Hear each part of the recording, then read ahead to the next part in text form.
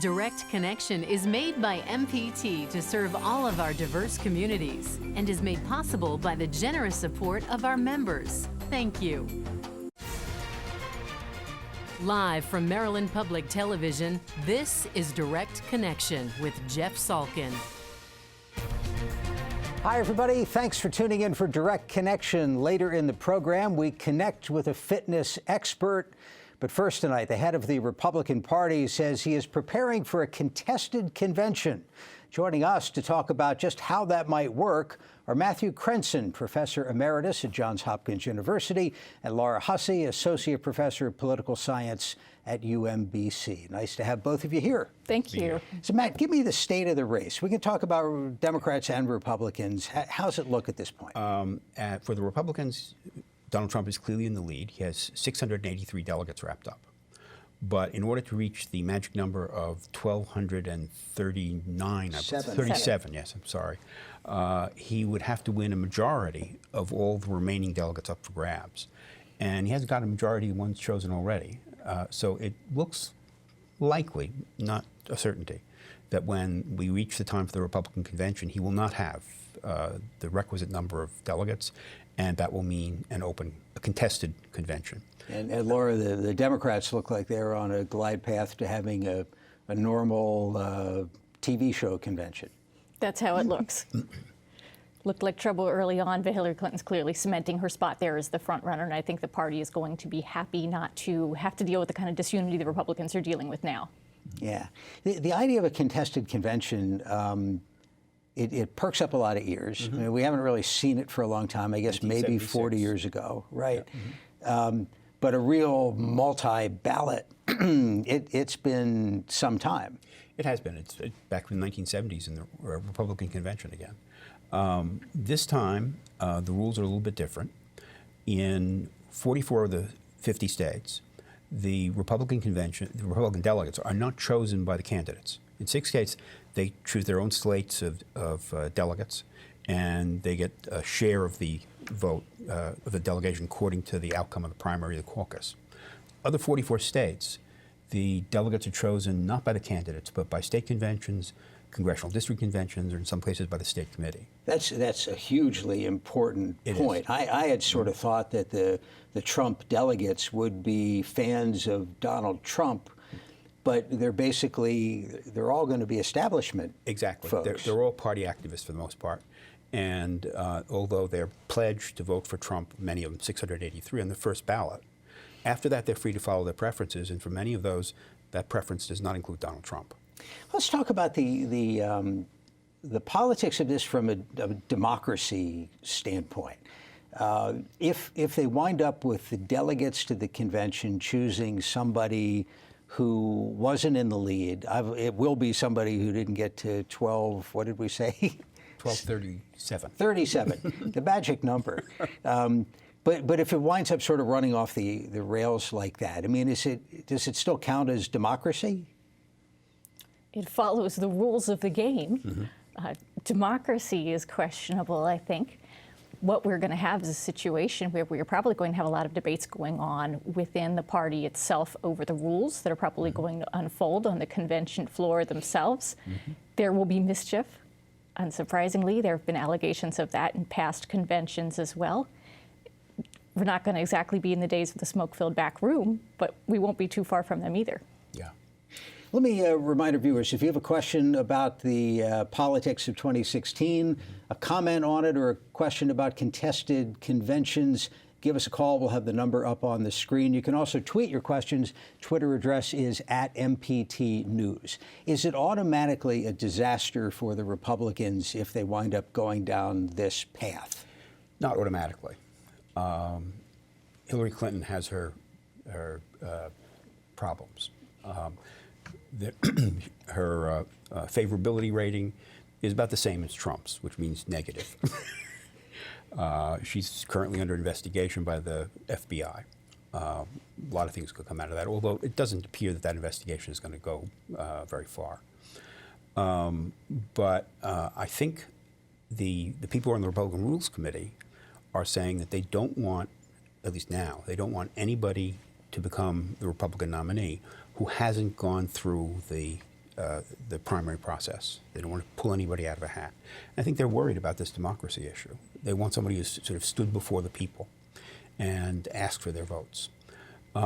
Although there are Republicans who are talking about bringing in an outsider like Paul Ryan or the ex-governor of Texas, Rick Perry, or Tom Coburn, ex-senator from Oklahoma. One of them is the editor of the Weekly Standard, Bill Kristol, who sees the possibility. Was he putting his own name up, or he's floating other names? He's the one who's picking these names out of his hat. Now, of course, it's possible that, first off, Trump could get there because the remaining states, you have some winner-take-all states, and he could win. Although, Laura, you said before the show that your interest level in this has sort of peaked. And I'm starting to feel the same way. So tell me about that. It peaked a while back, to be honest. What we have going on in the debates is that I think this election, compared to past primary elections, has been much more about people than it has been about policy. I'm thinking back to some of the earlier debates and came away with a strange sort of feeling that I was watching a reality TV show. And then when I heard the pundits started talking about it the next day, I realized I wasn't the only one with those kinds of views out there. The debates, it seems, have been almost for entertainment. And increasingly, the election is becoming a referendum on Trump. For a policy wonk like me, that's not very interesting. Now, on the other hand, I guess one thing about this election that's been good for small d democracy is that you have whole casts of people who haven't followed politics very closely before, particularly those who are low in education, who are getting engaged in this election in a way they haven't been before. The polls are showing that. I can see that anecdotally in people I know as well. The really remarkable thing here is that we have sort of populist insurgencies in both parties at the same time. Some gifted political entrepreneur at a later date may conceivably be able to bring those two populist rebellions together and turn American politics upside down. With a third party. Or take over one of the two existing parties. Right now, it doesn't seem very likely because the two constituencies seem so different from one another. Although they're both predominantly white. For Sanders, there's the young people, college graduates, many still living with their parents, can't find decent jobs to maintain themselves independently. And then the white working class people in the Republican base who don't like immigration and who are facing stagnant wages and lost jobs. Let's grab a phone call from Baltimore City. This is Richard. Richard, thanks for the call. Go ahead. Yeah, I just had a question about, I guess, a second or third ballot. Given the chances that it would, actually happen, would someone other than Trump or Cruz be permitted to run under GOP rules on a second, third, fourth, subsequent ballot? Great question. And whatever it is now, the rules could change. Yeah. They could change right up to the time of the convention. Right.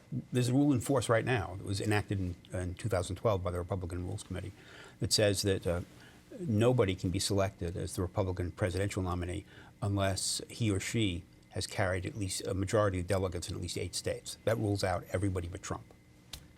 That rule will not last long. And go ahead. We should expect many such rules changes. That's going to be the next battleground, especially because we're in a situation where whoever is selected out of the 3 that are out there is clearly going to be not preferred by a majority of Republicans. Yeah. The other thing that occurs to me is we're thinking about this from the perspective of mid-late March. By the time July gets here, things could be quite different. I mean, the Trump phenomenon could strengthen or it could weaken, and I mean, the whole situation could look very different. The primaries run up till June 7th. And there are some big states out there with lots of California, New York, Pennsylvania. So this, and after Trump came along, I gave up with political predictions, as did a lot of people. Let's take a call. Baltimore County, this is Andrew. Andrew, thank you for the call. Go ahead. Yes. Do you think that the support for Bernie Sanders, the generation that is now supporting him, that has not experienced socialism, how do you think that plays a part in his support and his structure? Interesting. So the idea that calling himself a democratic socialist, that term hasn't been discredited with that group of people? Has it? It has not been. the student enthusiasm for Sanders is pretty palpable on our campus. I don't know what you're seeing around yours, but in UMBC even is not a particularly politicized campus. And some of that enthusiasm is for socialism. Yeah, because I think what those young people are looking for is change. And for them, democratic socialism doesn't mean necessarily Denmark or worse. It means a change. They want something different. On the Republican side, the voters, especially those backing Trump, seem to want something different than the party itself has been offering up in its platforms over the years. Is there a matter of maybe both parties failing to listen a little bit, doing a lot of talking and not a lot of listening when you're preaching open trade, free trade, and the voters seem to want protectionism? Yeah, they do.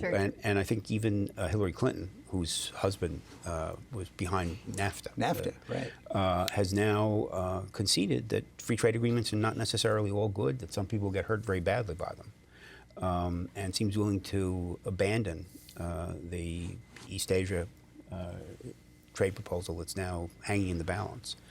But I think it's not just free trade. I think that in the case of the Democrats, Barack Obama has tried his best to reach out to this young constituency. He was very popular with them when he was first elected, but he's been handicapped because he has a Republican Congress, and that's, at least in the House of Representatives, that's not likely to change. Maybe it explains the photo op in front of Che Guevara in Havana today. Let's grab another call. Baltimore City, this is Frank. Frank, thanks for the call. Go ahead. I was told that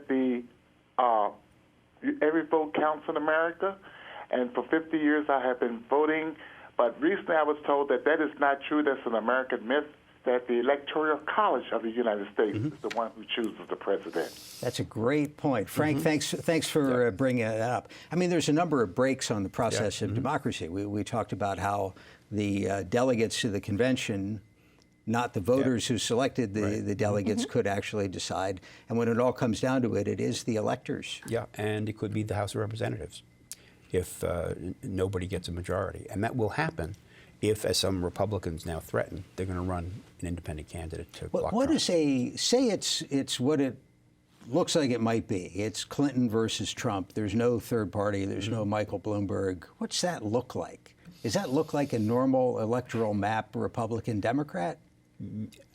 No, it couldn't possibly be. On her side, it's going to look like a traditional Democrat, although she's trying to break away from her husband's insistence on triangulation and compromise. But Trump is one of a kind. I don't think that I can think of another presidential candidate going all the way back to Andrew Jackson, who's had anything like his kind of political persona. I think Jackson is the only person who really came across in the same way. A man, who killed another man in a duel, for example. You don't find that today. This is true. And of course, Trump has said that he'd go out in Times Square and shoot somebody, and he'd still get elected. We could find out. Let's go to Calvert County. This is Carol. Carol, thank you for the call. Go ahead. Yes, I'd like to take issue with the woman professor when she said that she felt she was watching more of something like a reality show than looking at the issues.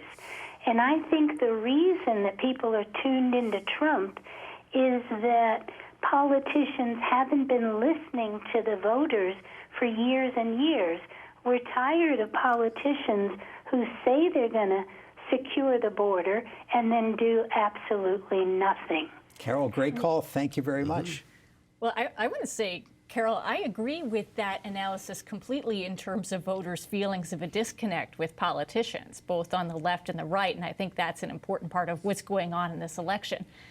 That's one reason I think that the politicians are not talking about policy very much here. When we had more policy-oriented debates, I think that was seen as something that was distant from the lives of a lot of ordinary Americans, something that they couldn't get engaged in, something that perhaps they didn't understand, something that perhaps they were discouraged from being a part of. The way that Trump talks, it speaks more to their core values, things they do understand, things they know. Yeah, and in terms of his persona, I mean, he's a TV star. He was a TV star before he started campaigning. He generates ratings whenever they put him on the air. Yeah. So they put him on the air. They're really not voting for his policies. They're voting for his person. He's tough. He's savvy. He knows how to make deals. They don't care exactly what the deals are right now. They just think that he's out there and he's going to be a really effective president.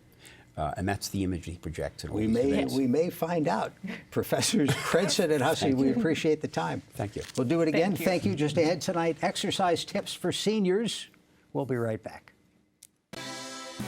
Tonight on MPT.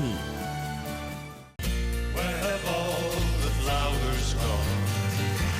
Long time passing. A special celebration of American folk music.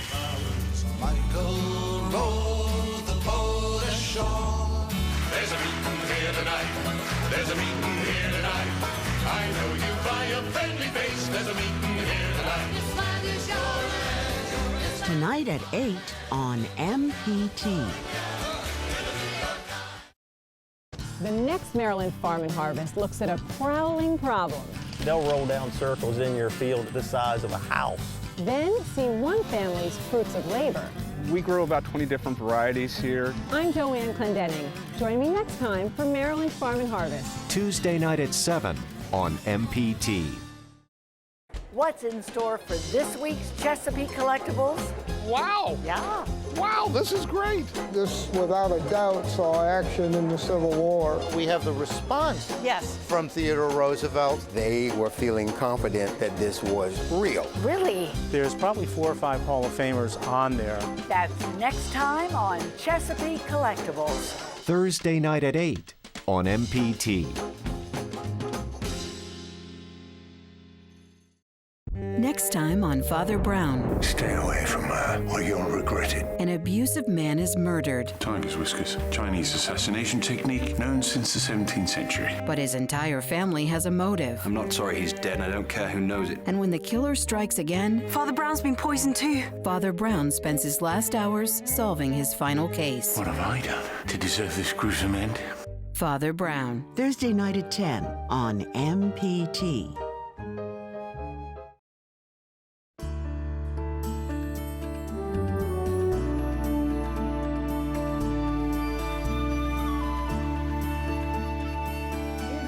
Primetime Living, produced in partnership with the Maryland Department of Aging and its Maryland Access Point service. We are joined in the studio by Debbie Shanks, Physical Fitness Coordinator for Charles County Senior Centers. Debbie, thank you for being with us. Thank you. You can clip that right on there while we talk a little about what you do. You do TV shows? I do. We have 2 shows. We have one that's called Get Fit for Charles County.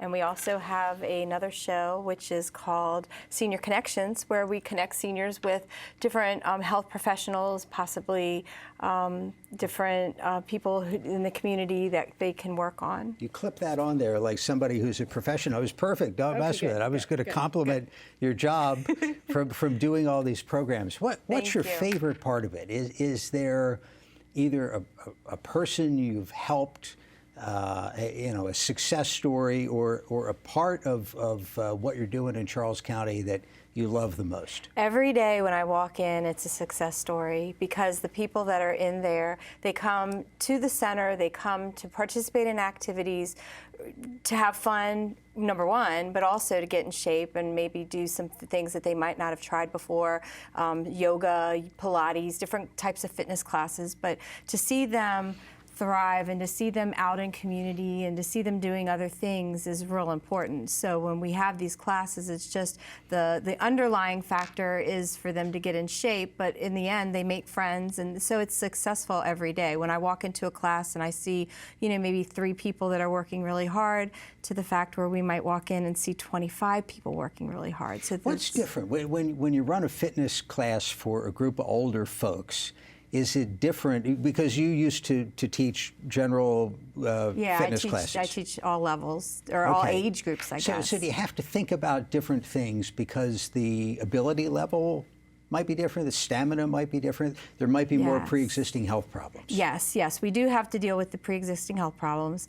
We do have to maybe take things down a bit, but that doesn't mean that it's the same as we keep it pretty mainstream because we run the same type of classes that the gyms do.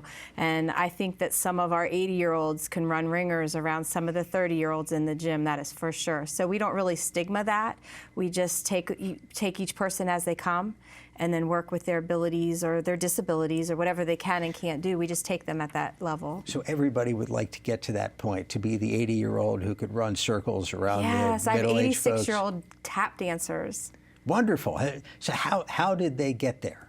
They just start taking classes, and it's like some of them who maybe might have wanted to take dance when they were younger or raising kids, they couldn't because they were raising families. So now they're clogging and they're tapping and they're line dancing, and we take them out on the road and we showcase them, and it's just a really, really neat thing to see. You brought a few tools of the trades. I see a weight, I see an exercise ball, and a bottle of water. Yeah, well, the water, we always encourage them to drink water, right? We all know that we need to drink. And the exercise band, this is just something simple that you can get in the store. Yeah, I brought you one. There's one for you. Wonderful. Yeah. We could play tug of war across the desk here. Yeah, so you just do a few of these, idea. and after a few minutes, you start to feel some stuff going on, right? Well, I could do this for the next 5 minutes here, see if we can build something up. But they go anywhere. They're easy to travel, and you can get them at any of the local stores. You can get them anywhere. You know, these weights, they're coated in some rubberized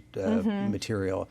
You see those they're at Target and everywhere. Yeah, you get them at the dollar store, not the Five Below store, the dollar stores and stuff like that. You can get little weights. The Walmart. important thing, while we stay on that shot for a second, I'll show you the number on this is a 3. Yeah. So that means that you don't have to be throwing around 20 pounds to have an impact. No, the point is just to lift something. If you don't have weights, if you don't have the band, I have a handy duffel bag down here. You could put some things in a duffel bag and just carry this around and weight this. I wouldn't recommend, making it too heavy, but just throw some clothing in there. Throw anything you want in there and just carry it around. We have the water bottle. This weighs about 1 pound, so you can.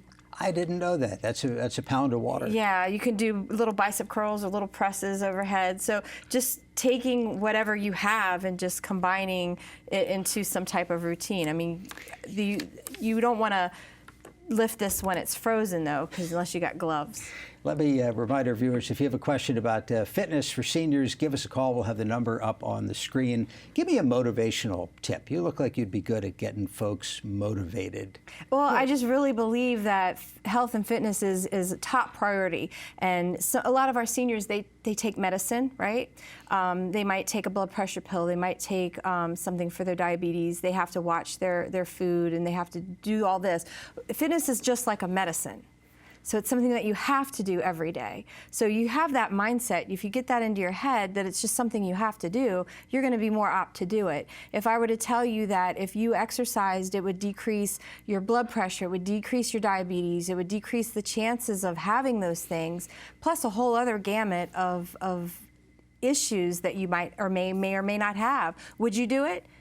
And a lot of people were like, well, yeah. So it's like, okay, let's do it. And you don't have to do a whole hour at a time. 10 minutes. 10 minutes, that's all. Talk about that a little bit. Is it 3 days a week? What kind of Well, I like schedule? to tell people, you eat every day, right? So do a little physical. Something every day, yeah. Yeah, absolutely. Now, at a certain age, do you rebound more slowly than you did when you were in high school and you could hit the gym every day? Do you need a couple of days? Your muscles get sore? What do you advise? Well, if your muscles are sore, you might be doing a little bit too much. You shouldn't be that sore. Exercise is just making so you can have the ability to do the things that you like to do. So we have seniors that just limit to 3 times a day, or 3 times a week, I'm sorry. We have seniors that go every day. We have seniors that walk at least a half a mile a day, maybe 30 minutes a day. It just depends on whatever things you personally have going on. I just have a couple of seconds. We've talked about what people should do. Is there anything not to do, any mistakes, anything you want to warn people about? Well, a lot of times people think that that to work out harder is better, and that's not necessarily the case. You get the weekend warriors that just really want to work out really hard, and then they're Debbie Shanks, we got to leave it there. Thanks for coming by. Appreciate it. Thank you for watching Direct Connection, and have a good night.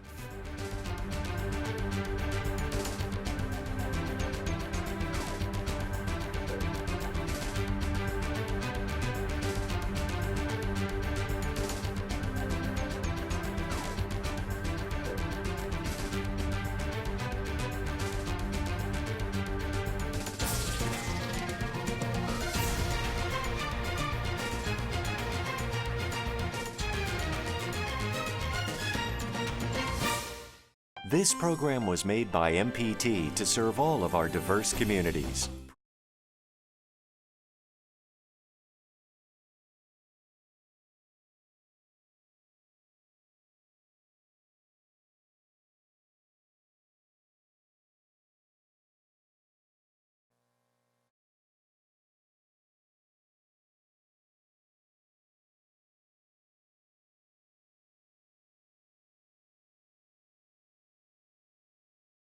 That was so